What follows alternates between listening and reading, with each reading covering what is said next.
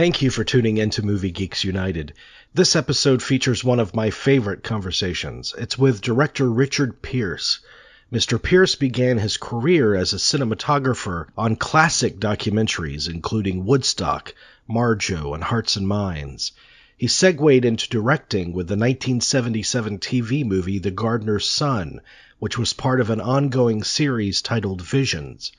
On the feature film front, he made his mark with 1979's Heartland, starring Rip Torn, before moving on to Threshold with Donald Sutherland and Jeff Goldblum, Country with Jessica Lange and Sam Shepard, No Mercy with Richard Gere and Kim Basinger, The Long Walk Home with Whoopi Goldberg and Sissy Spacek, Leap of Faith with Steve Martin and Deborah Winger, and A Family Thing with Robert Duvall and James Earl Jones. Along the way, he learned from the best, having spent time on sets with the likes of John Huston and Milos Forman. He was on stage with Jimi Hendrix during the finale of the Woodstock concert, and with Elvis during his final tour. We discuss all of these films and experiences in a conversation filled with amusing anecdotes and insightful revelations for lovers of filmmaking. What was your introduction to the notion that I want to get into filmmaking to begin with? It's a little bit blurry, but I remember as a kid growing up in Louisville, Kentucky, when I found out that you could actually go to the library and take out a projector and a 16 millimeter short and project it on your wall in your room for free. That it was really eye-opening, and so I started doing that, and then went to a summer program at NYU. But the big kind of moment of where the light bulb went on was when Don Pennebaker came to where I was at college. He was also an alumnus, and he was invited back to show films and talk about what he was doing at the time. I got so excited by what he and his ilk were doing in New York that I went to see him, and it turned out that there was a guy leaving who I could replace. So I did that, and so there was a good part of a year where I was working for Pennebaker and Leacock in the day, and then in the evening I would go to NYU to the film school for the graduate program. And there was a wonderful group there. Marty Scorsese was in that group, and Michael Wadley was teaching cinematography there. And we all became friends. And then after I left film school, after I left an evening at film school, I was backing up a friend in a bar who was a singer songwriter in a bar in the village. So I was having the time of my life. Yeah. What did you observe of Pennebaker's working methods that proved most informative to you? Well, first of all, I don't know whether you know about the early days of Pennebaker and the development of this camera that was untethered to sound and was handheld, and the film stocks were, although black and white, were suddenly faster, and you could go anywhere, film anything without tedious lighting and tripods and all that. So it sort of threw documentary filmmaking into a whole different mode, and you could see it. And if you had to have been there to realize that everything else coming out of Hollywood and felt very artificial, and this felt raw and real. Now, at the time, I was a fan of all of the films coming from Europe, the New Wave, the French New Wave, and Italians, and it just felt like there was there was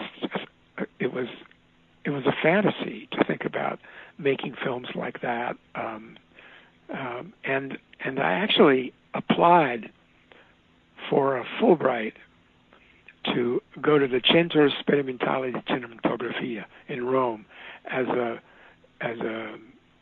student. In other words, as I left college, I applied, and I became an alternate, which means they didn't pick me, but if somebody dropped out, I would have been picked. And I always thought that was I thought that Pennebaker misunderstood me as saying that I had a Fulbright to go to Rome, and that instead I wanted to come work for him, and he was very impressed with that. This sort of mode of shooting, Al Maisels and Pennebaker and Leacock, was completely eye-opening for someone who'd really seen more composed movies. Right. In retrospect, maybe it occurred to you at the time. I mean, I romanticized that period of time in movies. It seemed like the perfect time to get into that. Now, you're talking about the 70s, the famous I'm talking about 1970s, or are you talking about the documentaries in the 60s? Well, I'm talking about the late 60s, early 70s. That whole the energy of filmmaking at that time, and the sort of parallel energy in that really that sort of sucked young documentary filmmakers into a kind of world of turmoil. So that I was I was filming in Vietnam, I was filming in the Middle East, right at the time of the 6-Day War. I was filming in Chile during Allende. I could go on and on. Civil rights in the South, all of this. If you had a skill like this, and you could kind of move quickly and have a knapsack full of film, and be kind of nimble, you could get extraordinary footage of make extraordinary films even about of what was going on at the time. And so it was really, you're right, it was really an extraordinary time to be a documentary filmmaker and cameraman. Yeah, and when I think about the magic of the documentary form, I think of something like, for instance, something like Give Me Shelter, which right. you started off as one thing. We think we're making this movie, and just the nature of life unfolding, it morphs into something completely different. It's funny. Just to not to interrupt you for a second. No, go ahead. I've long quoted Al Maisels as saying something that's directly relevant to what you're saying, and that is, at least this is my memory of what he said. If you're still making the same movie at the end that you were at the beginning, you haven't been paying attention. And this. Now his daughter has said, he's never said this, and no one has supported me that this was something that he said, sadly, but it's true. Yeah, and he lived it. It's interesting too, because I forget which filmmaker said it, but I heard a filmmaker years ago say, even in a narrative film, in some ways, your narrative film, it's a documentary of the day you shot this and this and this. It's a document of that day. So, and that's interesting. Yeah, that's an interesting idea. Yeah. I know that when the grass is always greener, and when you're surrounded by trucks, huge semis full of equipment and lights and trailers and actors and so forth, extras, you long for the day that you're just a camera on your feet, sort of following some extraordinarily fast-moving and fascinating set of characters and events. It's a very romantic idea that stays with you. That sense that somehow it's never going to repeat itself. and you better get it because it's only happening once. Whereas you feel like a lot of the creative work in making narrative films happens before this, everybody gets to the set. You know what I mean? Right. It's still, yeah, and I would imagine it's even more pronounced in one of these huge budget Hollywood movies, where I'm sure you actually feel like you've made the movie before you've made the movie. I mean, you have to, yeah. That's right. You have to have, in a way. You have to. It's not that you storyboard everything, but you have to have done the equivalent of sort of imagined it. They call it previs now because a lot of it's done with technology, but you have to have kind of made this leap into imagining it, so that the tendency, and I don't know if this is true with other directors you've talked to, is to feel like there's a whole new generation of directors, and I'm talking about within my lifespan, for whom the movie is really all made in their head. And so the only problem is that you have to, I mean, if the filmmaker could make it herself or himself, that would be ideal. But you have to pass it on to a lot of people, and you're always having to deal with their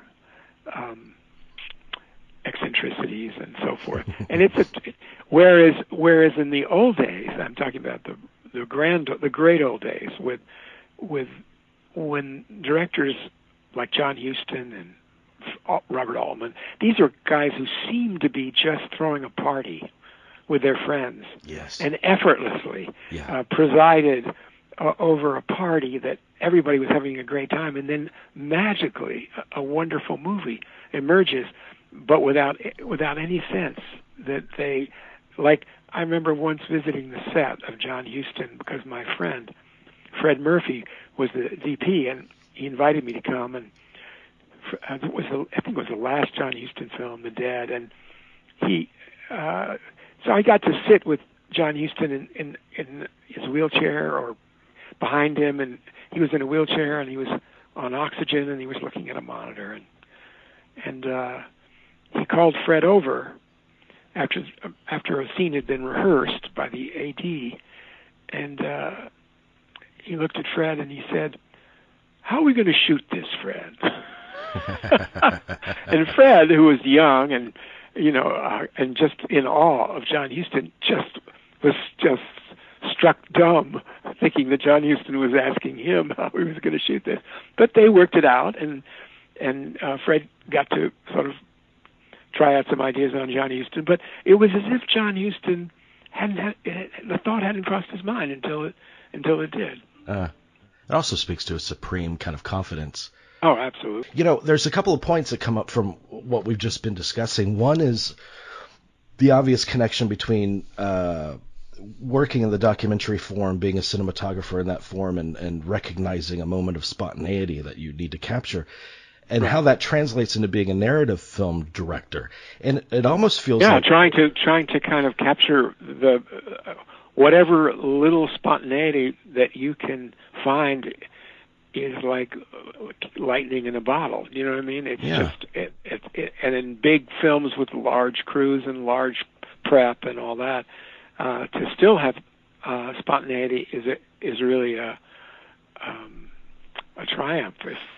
If a director can create a set where there's still spontaneity, actors love it, crew loves it, and the film's better for it. Mm. And I'm, as a director or filmmaker, you're very concerned with making the day, and so to allow any kind of elements of spontaneity in that restriction. Or you have somebody like a Stanley Kubrick, you know what I mean, who seems to be determined to, and he's an incredible filmmaker, but he seems to be determined to bleed out any sense of spontaneity by the 100th take. You know what I mean? And yet he's on some kind of quest for the perfect, to realize this idea that he has in his head. And then on the other extreme you have John Huston. How are we going to shoot this, Fred? What are we going to do with this scene? I'll tell you one more John Huston story from that day. Please. So they were rehearsing a scene that was a sort of a dancing scene, and I can't remember now. The film is a little dim in my memory, but it was a complicated scene, and what's her name? His daughter, Angelica. Angelica was dancing with a man named John. Okay, and he was one of the leads of the movie. It's not coming back, but I'll just tell you the story quickly. John is now, the camera is now rolling, and the shot, is in play, and John Huston is behind this little kind of screen with a monitor on oxygen in a wheelchair, and he's shouting at John. He's shouting at him as the scene is playing out on camera, and he's shouting at him, "More engaging, John." And I've always, for years, I thought, oh my God, this breaks every rule that I ever learned as a director. Talk about a result direction. Do you know what I mean? All the things you're not supposed to do. So a couple of years go by, and then by complete chance, I had lunch with Angelica Huston. I think we were discussing some project or something. And I couldn't resist telling her this story and telling her this was just eye-opening. And she said, "Oh, yes, he hated this actor, and he just, every chance he could, he was just ribbing him. He was giving him unplayable directions. He was just constantly trying to throw him off stride." And I thought, oh boy, those were the days. Yeah. It's also just, that was his final film, but obviously by that time, he didn't have any. That's right. Filmmaking was just in his blood. He could do it like no one else. It's just, it becomes a part of your DNA, I would imagine. Also, you could imagine that, that sort of young director's kind of very intense anxiety that every take is critical to the success of the film, and it often is.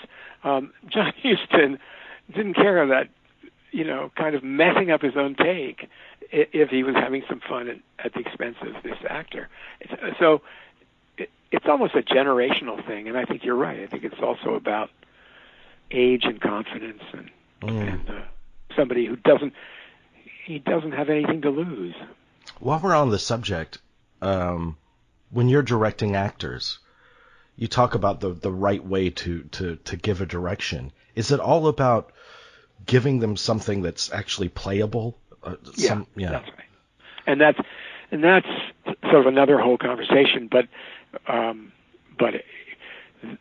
the idea of result direction is you're telling the actor what you want to see, what you want to hear, what you want to feel, and the actor's having to kind of step out of the moment and try to figure out what it is that you're asking them to do, and then look at their performance with an eye toward realizing what it is you want to see, hear, or do, right? And the first thing that does is break the connection with the other actor, and it also makes the performance self-conscious.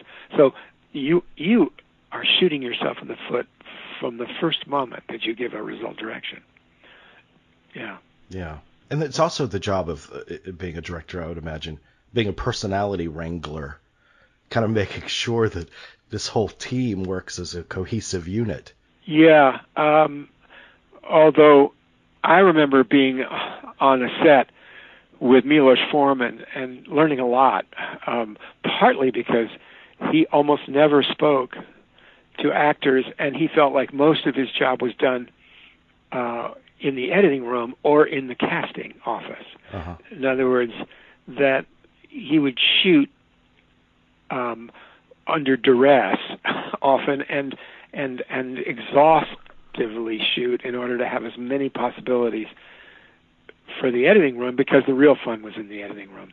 And he didn't speak to actors, and I guess he's sort of famous for that. And there were many times when I wish I could, like Milos, say, "My English not so good," you know what I mean? and step away from the problem of having something to say that really would help. What was the set you were on with him? Well, I was a kind of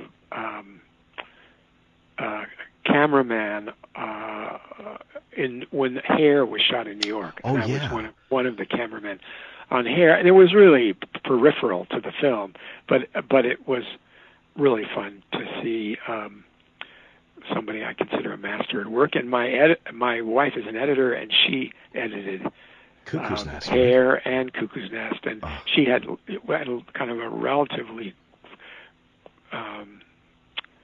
successful creative relationship with Milos Forman, doing a bunch of films that really his love of editing and her love of editing, they had a great time. Cuckoo's Nest is the movie that made me fall in love with movies. Yeah. When I was a youngster. And you know what was interesting about Cuckoo's Nest also, and I learned this kind of back in the day, when everybody was worrying about television, right? They would say, "Oh God, this how do you put a feature film with a widescreen and Dolby sound? How do you put it on a television screen in somebody's home and have it survive?" Well, for the most part, that was true. It was a kind of a hard transition to imagine films being screened on television. It's just like imagining films being screened on iPhones right now. Right. But the fact of the matter is, Cuckoo's Nest was one of those miracle films. The way he shot it, it plays absolutely as powerfully on a TV set as it does in the theater. Yeah. You don't miss it. It's a trick, and it's just the way he shot it. Well, the power of it was so obvious to me. I actually, as a junior high school student, I would tape movies on this Chicago station overnight. They play movies at like 2:00 in the morning, and I tape it and watch it the next day. So even with commercial breaks and censored and all that stuff, I recognized just the power of that film, and it really got me started in my obsession with it. But we're here to talk about you and your films. Well, you're right about that. Yeah. And I think there's a lot of people that feel that connection to that film. Yeah, absolutely. Your relationship with Wadley, is that what led to your involvement in Woodstock? Yeah, we were part of a small group of people that were all, kind of veterans of this new way of shooting.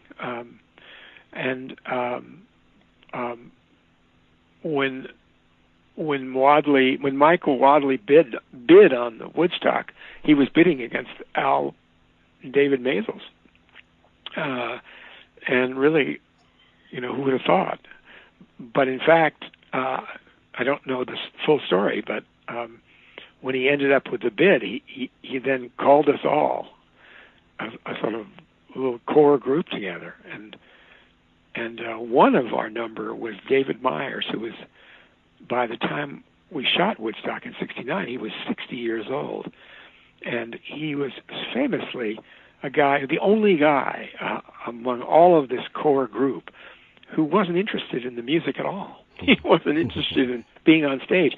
I was like a pig in shit to be on stage, for 3 days and nights with some of the greatest musicians of the time. And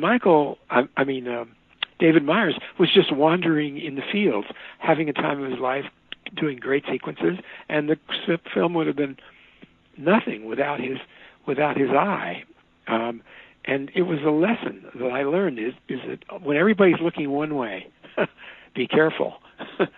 You should be looking the other. Yeah, because Woodstock, as much as what was happening on stage, it was a story of those kids out there, the audience, why they were there. It really was, and it took the whole 3 days and nights for that to become clear. I mean, for one thing, we got the New York Times with a cover photograph that said 500,000 people, and we just didn't have any idea, because when you're in the eye of the hurricane, you just see a big crowd out there, but you're focused on the music and on the personalities and on the storm that's coming, that's going to electrocute everybody on stage. Yeah. You know what I mean? Whatever it is.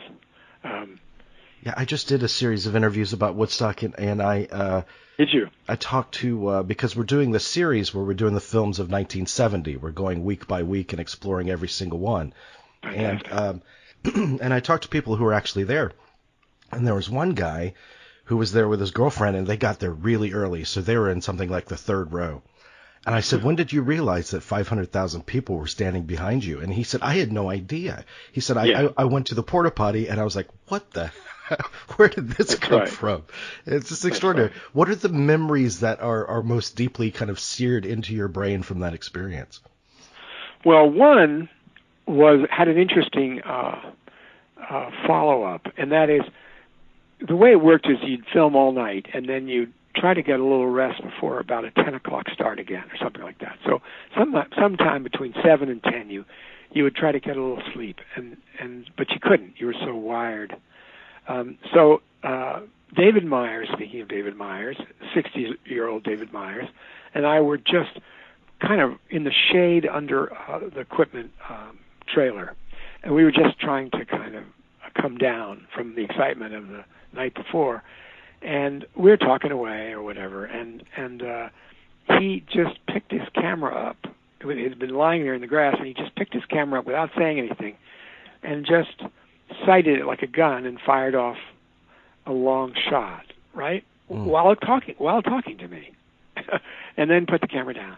And I didn't realize it, but at the time he was taking a shot of two people who were taking off their clothes and making love in the fields, in the distance. It was a telephoto shot. Okay, so this became a court case that David Myers was eventually embroiled in. And the court case, surprisingly, the two people were not claiming invasion of privacy, which would have been a perfectly appropriate claim in any court of law.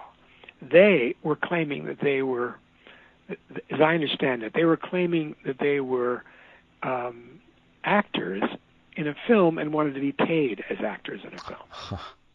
and the case was eventually thrown out because of that claim, because it was ridiculous on the face of it. Whereas they had an ironclad case that nobody got a release and no one got their permission, no one asked their permission, and the shot was taken. But that's not what you're asking. Let me just say, what you're asking is a memory of what it was like to be in the eye of the hurricane. Sure. And that memory was the final morning with the Star Spangled Banner. Oh yeah. Being played to mostly a wasted audience, but one of the most extraordinary. Shooting that, leaning back against a speaker that was pumping that out to 500,000 people, and holding a shot and feeling like I'm right. I'm getting this, and I'm getting it right. Will stay with me for the rest of my life. And Hendrix, the irony in all this is that the people who were the big shots always wanted to close out the evening. They had no idea the closing out the evening would be 6 a.m. Well, most people had thinned out by and most then, people were asleep. Yeah. or yeah. And so there's Jimi Hendrix playing to an audience that was essentially somnambulant, if they were even their eyes were even open, and yet he made history. He did, and I'm sure it felt like such a gift to actually be in the presence of that. But you brought us a gift by preserving that on film. So that's. Do you ever consider? I was a part of that major cultural event that still resounds 50 years later. I mean, that must be very satisfying. Well, you know what? You never know, and you never look. I remember thinking to myself, when I arrived by motorcycle, there was a complete rainstorms, mud everywhere, as you may or may not remember. That it looked like the traffic was miles backed up. It looked like a makings of a disaster, and if it was me, if somehow somebody had said, "Well, Dick, you have to make the decision. Are we going to go forward with this, or are we going to just consider to cut our losses?" I would have said, "Cut your losses." And I was dead wrong. So I had no idea that Yeah. not only was the mess part of the genius of it all, but and the chaos. Like Michael Wadley, we all cut the cord with any notion that somebody was going to be directing us by earphones. Do you know what I mean? Mm-hmm. And when we were shooting the music, and yet the shooting all kind of coordinated itself, and it was just one of those magical things. Again, I would have said, this is, we're barely holding this together, Right. and the event never became an Altamont, but could have. Uh-huh. I mean, it wasn't that much longer after. Plus, Woodstock. it must have ended that. Yeah, it really did in that era. Yeah. And it was so, I think about, the moon landing, Manson, Woodstock, Altamont, and those things happened like in a cluster. I know. Yeah. Just an extraordinary time in American history at that time. But it must have felt like kind of like a military operation to get It wasn't. That was the irony. Huh. It wasn't at all. It was just like, bring your camera. We're going to have fun. Where do you want to be? That was it. That's the Wow. I want to be on the stage left. Okay, that's great. I want to be able to look out across somebody at 500,000 people and get that electricity. That's it. That's the shot for me. Mm. And I got it. Yeah. I mean, so you know what? It didn't. It should have been a military operation. If Marty Scorsese, who was there, as you know, but if Marty Scorsese had been doing it like he eventually did the movie, what's it called, with the band, The Last Waltz. Yeah. The Last Waltz, where every camera operator is on earphones and every move is being essentially directed, it would have been a different film. Yeah, but the way I guess it has. And I love The Last Waltz. I do too, but something about Woodstock. I mean, you could feel the immediacy of it. You could feel the thing growing. You're in there with it. The work that you did in the documentary form is extraordinary, and you're tied to a really incredible string of movies. And if you could tell me just a little bit about your level of involvement and a memory or two from these movies, I would be most appreciative. Marjo, how did that come about, and what memories stick out there? Well, no, I don't have any kind of immediately rescuable story of Marjo. There was a time where in and around Woodstock, for example, I would just get a call, and then I would be on a plane to Arkansas, and Elvis was doing his last concert, and I would be kind of put in kind of front with a handheld camera right next to the stage, and I remember Elvis getting upset as I would move in my shots, and he would do virtually the equivalent of waving me off. But what the experience was like is you get off a plane, you have your rig, your camera, you're introduced to everybody, you're sort of given the best seat in the house. The concert's over, you're exhausted. There's usually a kind of celebration, and then there's a motel room, and then you're back home. And it's like you just have this life where you're just it's like you're like an athlete. Yeah. Yeah. and that didn't last very long, but for a while it was just huge fun. I mean, so different from Hearts and Minds, or where we spent a year and a half, kind of trying to really penetrate a complicated social issue. Shooting music was just like a drug, a dream. It was fun. Hearts and Minds, which is an extraordinary film. I just rewatched it a couple of weeks ago. So the level of your involvement in that, it did last a long period of time. Yeah, and we created Peter Davis. There's no question, Peter Davis. This is Peter Davis's film, but he created a team with and sort of credited myself and Tom Cohen as being kind of associate producers. I forget what the technical credit was, so that we were kind of making the film together, the three of us, for a year and a half. And then my wife at the time, who I didn't know, who was hired to edit it, was in California, and we were in New York and in Vietnam and all that. We were to meet on that film. Oh, wow. So that's a very special film for you. Yeah, it is for both of us. Yeah. I think it's still a shocking film to see. When if you you saw it recently. A lot of people see it as kind of a historical document, but I find it still shocking.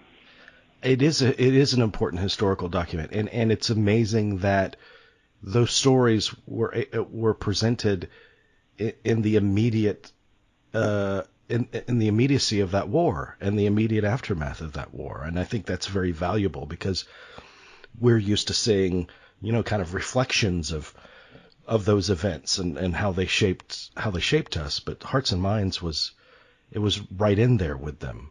It was also made during the war, which is yes. kind of also not after the fact, but right. During the it's an extraordinary movie. How did your directorial feature debut? How did that take shape and come about? Well, what happened was, after Hearts and Minds, I decided to hit the pause button and to try to understand a little more about the world. I had really no idea, coming out of college as a liberal arts major and a kind of a dewy-eyed filmmaker wannabe and all that, that I would be thrown into a world of political economics and Marxian revolution and all of this. And so I took a year and went back to a program where I could sort of try to understand what were the gaps in my education, particularly in economics and history and political economics.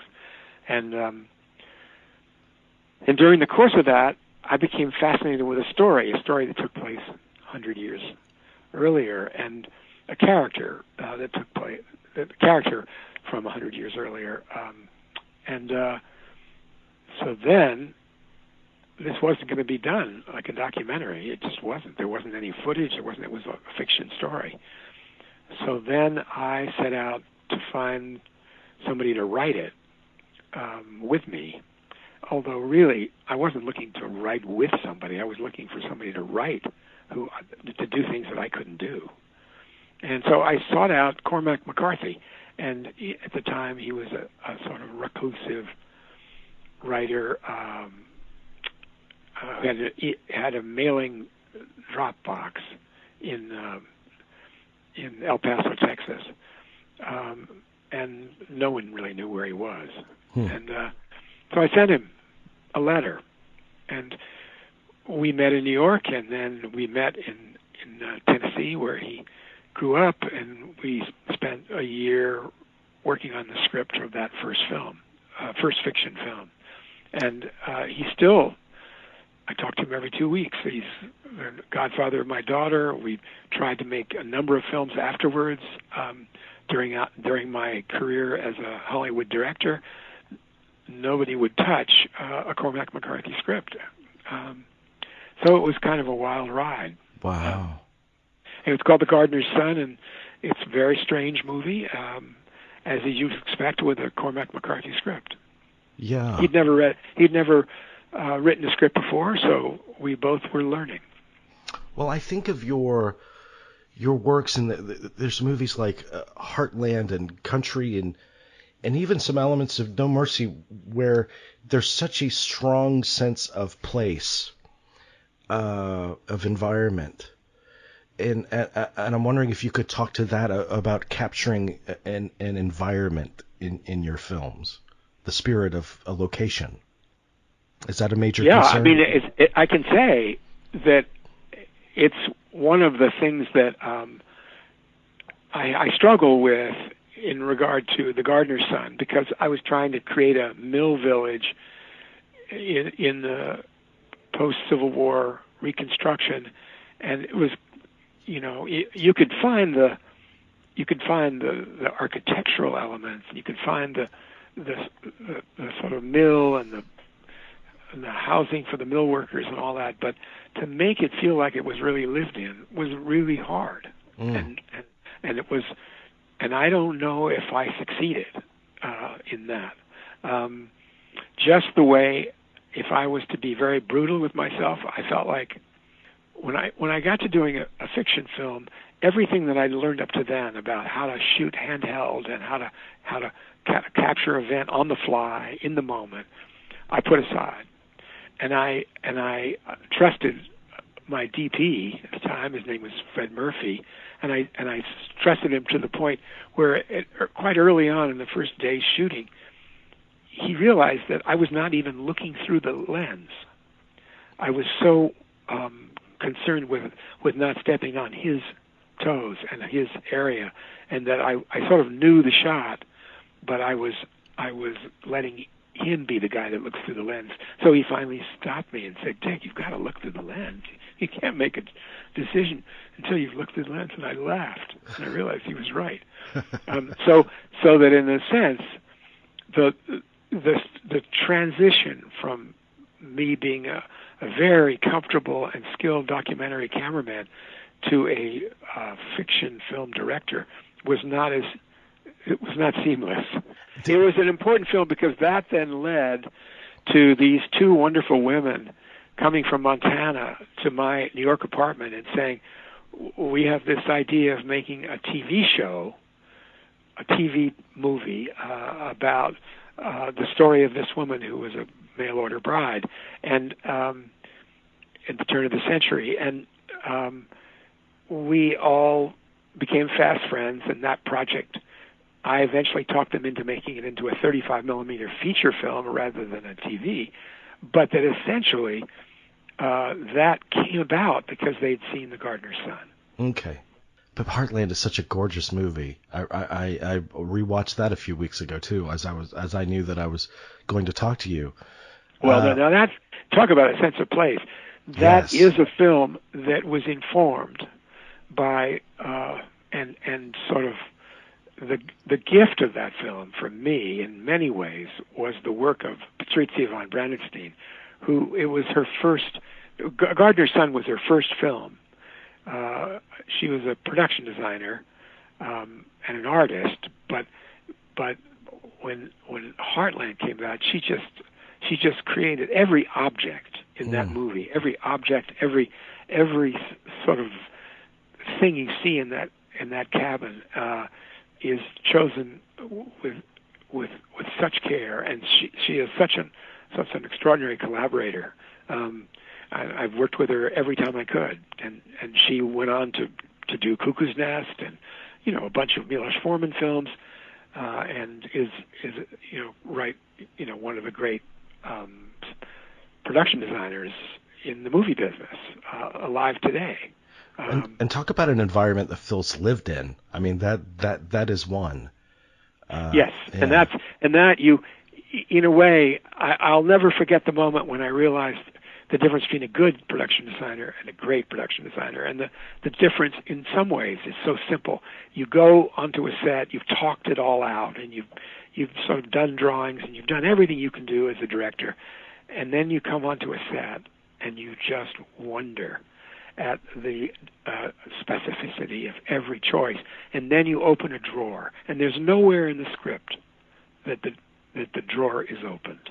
You open the drawer, and there are letters of the person. There are objects and it's only on the chance that someone might open the drawer. Yeah. It's just awe-inspiring, and she was my first introduction to that kind of creative production designer. Yeah, I mean, I would imagine that it's the same with actors as well. I mean, it's the things that you don't see or you don't show that inform the reality for you.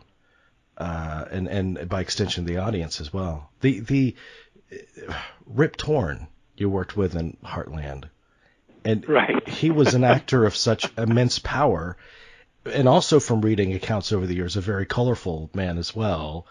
What was your experience like working with him? Well, I think as a young director, I had no idea of what working with Rip Torn was going to involve, and so I always say that I cut my teeth on Rip, and that in fact every time I've worked with somebody who is described as a difficult actor in a lifetime of directing, I've always smiled and said nothing compares to Rip. Nothing compares, and I don't think he had any idea. I just think he's just an unconscious, wonderful kind of like when he first came to meet in New York. It wasn't an audition; it was a meeting. He spent the entire meeting talking about a brawl he'd been in the night before at a bar, and if that wasn't in a way sending me a message, I don't know how else he could have. Yeah, it must have felt like kind of a boot camp for a director to go through the Rip Torn experience. Well, you know what? I did. The film was oddly celebrated at the Montana Film Festival this last fall. Oh, wow. And so I went and there was a sort of mini reunion, mostly of Montana people, and we had fun. And it was a kind of a small, unpretentious festival, and it was the last night of the festival. It was kind of meant to be a tribute to Heartland. And I went to some trouble to get a color print that was somewhere that somebody had preserved. And so I watched the film for the first time in maybe, I don't know how many years. I swear to God, it may have been a quarter century since I'd seen the film. And I was moved by Rip Torn. Yes. I had not been able to get beyond how difficult he had made my life during that film, to be frank. So that the whole film making experience was all filtered by that. And then 25 years later, I'm looking at the nuanced, subtle, kind of sweet performance of this man who was anything but nuanced, sweet, and subtle. Well, yeah, he might have been a pain in the ass, but he was a great artist. I mean, he really was.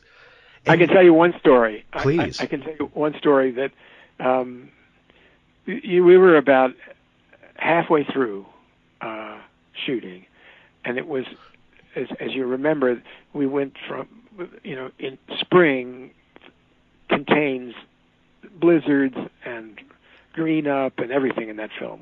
It's as if you'd been there for the entire year, but it's all happening in a few short weeks in spring. And there was only one trailer, and everybody would kind of go down to the basement of this little cabin to get out of the wind or the cold or whatever. So we had a difficult morning, and Rip and I went at each other, and I just thought, we're never going to get through this. This is just getting increasingly difficult to get even anything shot. He'd stormed off. I had gone out. I had gone outside, and I was sort of walking with Mike Houseman, who was my partner and producer on this. And I was saying, I have no clue as to what to do about this. How to repair the damage that's being done every day to this relationship. And Mike was done. He knew it, but he didn't know what to do. And then this cockamamie idea came into my mind. We had this scene that was kind of like part of a montage of ranch life that was really just a kind of pick up stuff to get, so that we would have material for the editing room about ranch life in the turn of the century in Wyoming. And This was a scene involving slaughtering a pig, shooting a pig and dressing it and doing all the stuff you do on a farm to end up with pork, you know. And so I turned to Mike and I said, we had two pigs. We had what we called the rent-a-pig and we had the shoot-a-pig. The rent-a-pig was the pig that was in the shots and was kind of kept fed and happy. The shoot-a-pig was going to be the pig that we were going to actually kill and dress and eat. We would eventually eat the pig in a big celebratory meal. And so that was all part of the schedule, but it was kind of late in the schedule. So I said, "Do we have the shoot-a-pig?" And Mike said, "Yeah." I said, "Do we have everything else we need? Do we have the rifle and the whatever and the, you know, can we do the scene right now?" And he said, "Yeah." And then I went to Fred Murphy, who is the same DP, and I said, "Fred, look, I want you to trust me on this. I want to shoot this handheld. I don't know what's going to exactly happen, but I think you have to just trust that I can handle shooting it myself." And he said, "Fine." And so we got all together, and Rip was called to the set, and he arrived at the set to see me there, standing with a camera, handed him this rifle, and he said, and explained to him, I don't remember what I actually said, but I remember explaining to him that we were going to jump to a scene that was scheduled for later, but it's going to be you and Jack, the other character's name is Jack. You and Jack are going to kill this pig, and you're going to dress him and strip him of his skin, and you're going to boil him, and you're going to do everything you do. So we spent the entire afternoon. And by the way, shooting a pig is not easy. A pig, unless you are lucky and hit it right dead in the brain, it just shrieks and howls and runs around and there's blood everywhere, which is what happened. And the whole afternoon, by the end of the afternoon, we were all covered with blood. And the scene is still evokes, a version of the scene is in the film, and it still infuriates, the kind of people who that scene would infuriate. And I always have to explain, and it's kind of a lame excuse that we ate the pig. But at the end of the day, whatever anger, whatever difficulties that Rip and I were having, were gone. Really? Okay. Yeah, it just took him killing something in order to exercise maybe, that. But I always felt like the contract between us was never specifically said, but it was honored, and that was he was being asked to do things that were very difficult as a rancher in Montana in the turn of the century. They were difficult for him. He's an urban kid, really, even though he's from Texas, small town Texas. He's not a rancher. And the contract was, I will not settle until you feel you've done it well, whatever it is. And I will keep shooting until you get it right. And it was never said between us, but that's what won him over to me, is that I never said, look, Rip, we got to move on. That's as good as we're going to get it. You really can't, I don't know, whatever it would have been, whether it's roping a calf or it's sticking your arm up inside a cow, he had to know that I wouldn't settle until it was right. Yeah. And that's what saved what could have been a very difficult, disastrous piece of casting on my part. Yeah, he's extraordinary in the film. And I know I'm jumping around a bit, but that raises a point about performance to me. There's an element of it that's very mysterious. And one of my favorite stories about directing actors, you talk about the great nuance of Rip Torn's performance, was from Dennis Hopper. He was talking about working with Robert Duvall. I know that story. Yeah. I know that story. And that great story. He did not see it That's right. right up close. And Duvall said, "You're not in any relationship to Bob Duvall, are you?" I interviewed him years ago, and we kind of tried to peel it away, and I don't think I am, ultimately. But yeah. But that's a great story because he's absolutely right, and every and Duvall knows enough and has the confidence to know that he's saying essentially, trust me, it's there. So when you worked with Duvall, obviously, on Duvall had. I have to say, this is a sort of tooting my own horn, and it's so funny because I can't even remember the specifics. But there was a moment when we were doing a family thing. We had talked about working together for a number of years, and we finally did. And there was a moment when we were shooting, and I came over to a car he was in and the scene, and he was struggling a little bit or whatever. And so I said something to him and walked away. We shot the scene. He came over to me later and he said, "Dick, that was the single best direction I've ever gotten in my life." Mm. Now, you'd want to know what that direction was? Yes. I can't remember. And maybe that's the point. Maybe it wasn't so much genius, but he, one other version of that story, which I will tell you, which is not involved with Robert Duvall, but involved with Donald Sutherland. Mm-hmm. I worked with Donald Sutherland on a film called Threshold. To this day, I still love the film, but particularly love the experience of working with Sutherland. And the story goes, we're on day one, and he's just come off from working with Fellini. You may remember he did, what was it? The film about the... 1900, the Bertolucci? No, it wasn't Bertolucci. It was Fellini. But in any case, we can look it up. But so he was not just a big star and a wonderful character, but also, a veteran of a world that take me back to the cinema, the notion of going to Rome and studying under somebody like that. You know what I mean? Or being around with films with Cinecittà.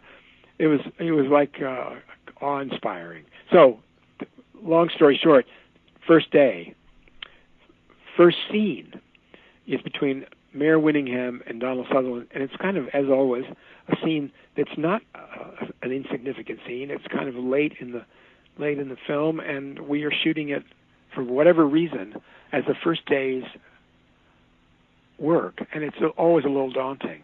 You'd love to be able to throw your first day's work out if you had all the power and all the money. So we're starting with an important scene, and again, Donald Sutherland is sort of doing the scene, and something is not happy with me, and I don't know how to say anything because I'm a little intimidated. Mm-hmm. And I'm struggling, and I'm struggling to figure out what to say, as you would as a director, because you can't just say again, unless you're Kubrick. And so finally, at about the 19th take, I realize I'm in trouble. I'm in big trouble. And so I call a break and send everybody in the crew. They were on location in a hospital, and send everybody in the crew for coffee. And I go into the next little room to where our set was, and I sit down, and I'm thinking, I got to figure this out. If I can't figure this out, I shouldn't be doing this. You know what I mean? That kind of moment when you're really looking into the abyss. And so Donald Sutherland doesn't go for coffee. He sort of suddenly appears in the door, comes over and sits down next to me, and there's silence. And I don't feel any better. I feel like, well, he's probably waiting for me to say something smart. And there's a long, pregnant pause, and he turns to me and he smiles, and he said, "I love this. This is, I haven't had this much fun since Fellini. And what he was essentially saying is, I hate it when people settle. Yes. I hate it when people are phony. I hate it when people say, that's great, that's beautiful, that's marvelous. Now can we do it again? And he had a lot of that in his life. And here I wasn't getting it right. I didn't know what to say. I was really upset, but I wasn't settling. And so I felt somehow completely, validated. And we went back to work, and we got it. We figured it out. I lost my fears in some ways. And the film's really good, and I'm very proud of it, and Donald Sutherland's work in it is wonderful. And in a sense, that was one of those moments as a director where you go, after that, I really knew I had the chops. I could do it. Yeah, that's a great story. And I think about the director-actor relationship, and it must feel like a delicate dance at times, because my favorite actor is Al Pacino, and when I see some of his movies, I can tell that whoever was directing was almost afraid of directing him, because he cared. I can understand that. Because he cared. He's Al Pacino. What am I going to tell? He's bouncing off the walls a lot of the time. Yeah, but I also think that it takes some actors love direction. Give me something. Don't just. Okay, can I tell you one more story? Sure. This is from Long Walk Home. Yes. And Sissy Spacek will forever also be one of those people that I treasure, having had a chance to work with. And so it was Sissy Spacek and Whoopi Goldberg. And they were like oil and water. And they were meant to be like oil and water in a sense. Whoopi Goldberg was terrified that the film would sentimentalize this relationship between a black employee and a white Southern woman. And she was tough as nails. She just didn't want to have, for a moment, let anything sentimental leak into this film and into her performance. Okay, so... And on the other hand, she also wasn't really a natural actress. She was more of a personality. So she would have the totally appropriate fear that if she started to rehearse something, that she would lose it in the rehearsal, and then it would never be on film. It was something that she didn't feel like she had control over the process, and that it was going to be not up to her whether she could keep kind of that some magic would happen with the camera rolling. And I completely understand that feeling, but Sissy Spacek was the opposite. She was a consummate crafts person, and she wanted to rehearse, and so that she got really comfortable with all the staging and all the business and where things were and what the movement was, so that then she could let herself go into the sort of deep issues of performance. So both sides are completely right, and no one's, except that it puts me in an impossible situation, because Whoopi does not want to rehearse at all, and Sissy Spacek wants to rehearse as much as she can, and it's just, what am I going to do? So we get to the big scene. Well, not the big scene, but a very emotional scene where Sissy Spacek's character has to kind of open herself to this maid, Whoopi Goldberg's this maid, who up until then it had been a totally formal relationship, and she's now going to speak from her heart. And we go through a couple of takes, and Sissy's completely upset. And I can see it. And I can see also why. Because Whoopi is just freezing her out. And you don't even have to have Whoopi on camera. It's just that it was kind of an impossible situation. We hadn't rehearsed it, so no one knew. So I remember calling Whoopi Goldberg aside and saying to her, and this is where I do remember the words, I said to her, "You're like someone, it's as if there's someone on a high diving board, and you are under control of the amount of water in the pool, and you just drained the pool." And Whoopi burst into tears. Whoopi Goldberg, tough as nails. She burst into tears. She knew exactly what she had done, what she'd been doing. You came up in a time when very socially conscious films were at the forefront. And as I'm thinking about it, as the 70s kind of went into the 80s and a whole different class of corporate filmmaking took over, was it difficult to create socially conscious films, to keep that trend going in your career? I don't know if I was consciously setting out to make socially conscious films, or whether the projects sort of came my way. In both Country and in Long Walk Home, the films were started by other different directors, and they very quickly realized the director was a mistake, and they called me, and I had to come in a situation where, in both cases, and those. So I feel a little bit like I remember thinking to myself, well, I don't, when No Mercy came along, I thought, well, maybe this will be a good thing for me. Maybe it'll be a change. Maybe I'll learn something about myself.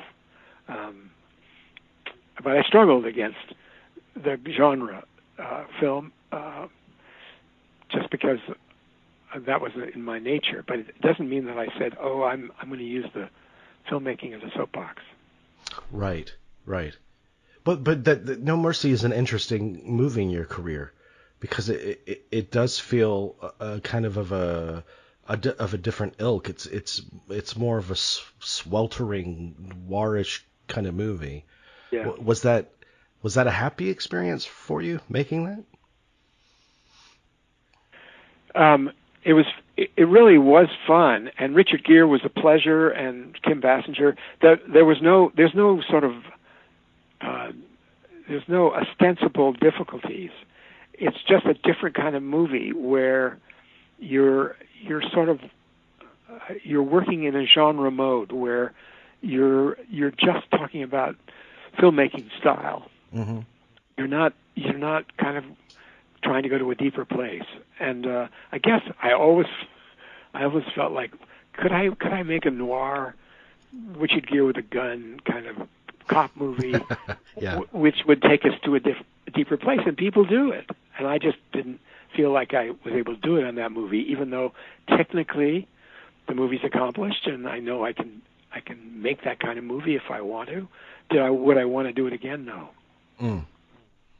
Well, you talked about taking over directing duties for other people in a couple of your films, and yeah, I think about the directors I've talked to who have done episodic television, and a lot of them are in a position where they're walking into an already established family. Yeah, that's right. It's a big issue with television, and that's why actually more and more they really aren't bringing in outsiders. More and more of limited series television, they're all being done by one director, and it's great. They're like kind of novels as opposed to short stories. You know what I mean? Yeah. Well, the TV has taken over in a big way, and I'm wondering your thoughts on the currency of the feature film. I think television is just wild to see what television has become, and you're going to have to be the one who speaks to why that is, because I started doing television when I was lucky in a way. There was good television. Homicide was really interesting, and I got to create a series called Party of Five, and there was Nothing Sacred. There were challenging TV movies, and The Final Days was a wonderful. I'm very proud of Oh, yes. Movie about the Nixon Nixon. and Yeah. Nixon's final days. And, you know, these things are all these things were all on the cusp of a change in TV, but they were part of the old world of TV. And the new world of TV is just staggering. What's being accomplished for the small screen. It is, but it also leaves you thinking. You know, what are movies now? What is the currency of the feature film? And then compound that with what's happening to theaters. You know, where are we? I know. And I do feel like what you're implying, if not saying it, is that somehow feature films sort of got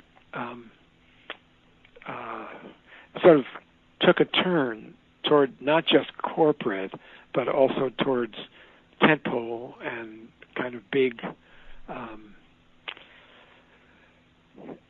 popular entertainment, amusement movies. rides. And there's no quarrel with that. It's just that the middle ground movie that used to be, the studios would sort of cultivate a middle budget movie for potential Oscar bait and all that. You know, those movies are very, very hard to make. They're on TV now. and they're being made for TV. Yeah, exactly. Yeah. There's one movie that we never discussed, which was Leap of Faith, but I got to tell you, that's another film of yours that I just adore. That's a film that's had a real life, oddly. It has. It's somehow people remember it, and people the sort of sad thing about that film is that it was for whatever reason it was Paramount's Christmas movie of that year, mm-hmm. and poor Steve Martin, people wanted him to be happy-go-lucky Steve. You know what I mean? They wanted him to be the Steve Martin from, Father of the Bride, and I think it hurt him, and he never did. He never really did any more acting, where he was not just kind of playing into that audience pocket. Yeah, that's true. Outside of Shop Girl, which I think Shop Girl, right, which is a different story because that's his novel, and right. That's a different. But in fact, I think he kind of quietly decided to become a writer and not be an actor. So tell me, my last question for you. You've been so generous with your time. Do you feel like you still? I mean, obviously you're still working on projects, so you feel like you still have something to say, something to get out of you. I don't know if I would.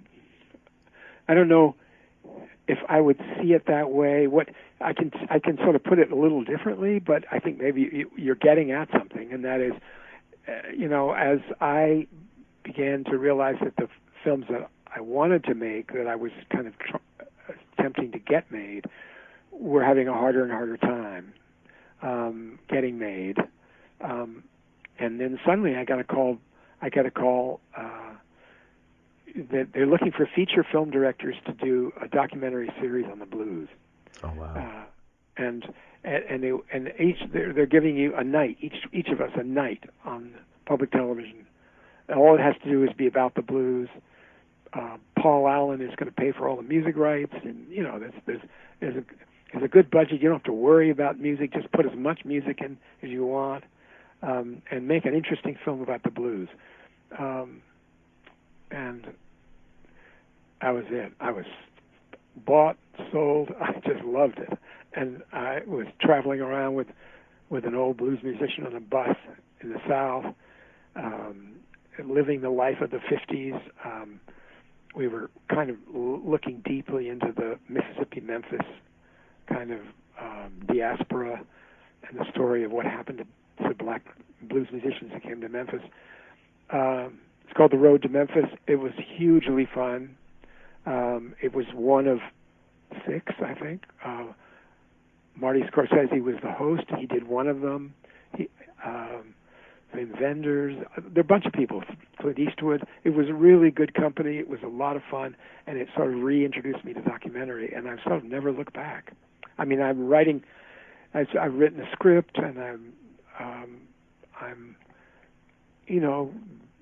not kind of completely out of the fiction world, but for the most part I am. And so what that's meant is that documentary, the sort of surprises of documentary have meant that I've been working on a number of kind of long-range projects that I'm shooting because I can do it, and they don't involve having to spend a lot of time raising money. Right. Some of them are casualties of that process.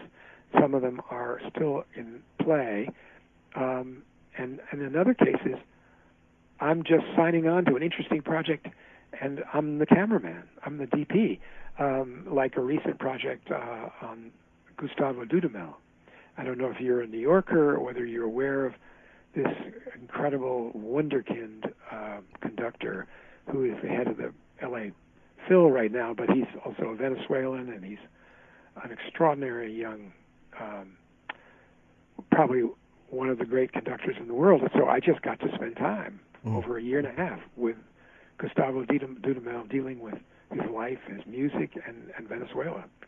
And I can't imagine anything. I mean, this wasn't my film. This was a film being made by a guy named Ted Braun. But I'm at right where I want to be, right behind the camera, right there at every step. That's beautiful. And there was another cameraman as well, Buddy Squires, who's sort of a well-known documentary cameraman. And suddenly, I'm working with Buddy, even though we're not working in the same scenes. We are both kind of veteran cameramen, and I'm feeling great.